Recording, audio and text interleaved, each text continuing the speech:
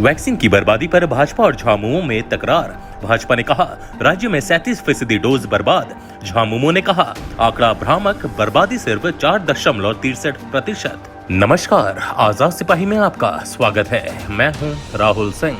केंद्र सरकार की ओर से टीकाकरण के लिए राज्य में भेजी गई वैक्सीन की बर्बादी पर भाजपा और झामुमो में ठन गई है। केंद्रीय स्वास्थ्य मंत्रालय की ओर से टीके की बर्बादी पर आंकड़ा जारी किए जाने के बाद भाजपा के प्रदेश अध्यक्ष ने कहा कि राज्य टीके की बर्बादी में अव्वल है। वहीं झामुमो महासचिव सुप्रियो भट्टाचार्य ने कहा कि केंद्र की ओर से जारी किया गया आंकड़ा भ्रामक है।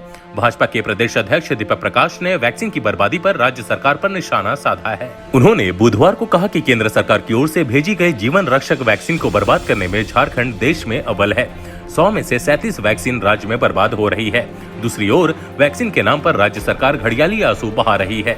राज्य की जनता सरकार से पूछना चाहती है कि इसके लिए दोषी कौन है, केंद्र सरकार या राज्य सरकार। उन्होंने कहा कि वैक्सीन के नाम पर घड़ियाली आंसू बहाने के बजाय यदि राज्य सरकार ने व्यवस्था ठीक करने के लिए काम किया होता तो बर्बादी का यह आंकड़ा इतना ऊपर ना होता। दीपक प्रकाश ने कहा कि राज्य सरकार की कार्य व्यवस्था के कल पुर्जे दम तोड़ चुके हैं, इसलिए देश में सर्वाधिक वैक्सीन की बर्बादी झारखंड में हुई है।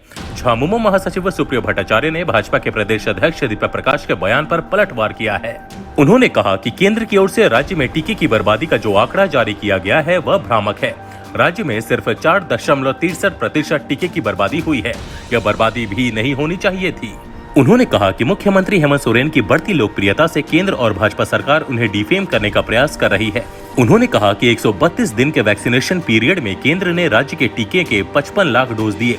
इसमें से 40,16,183 लोगों को वैक्सीन दे दी गई। सुप्रियो भट्टाचार्य ने कहा कि यदि महामारी के दौर में भाजपा भ्रम फैलाने की कोशिश करेगी तो हम कानूनी कार्रवाई करने को मजबूर हो जाएंगे।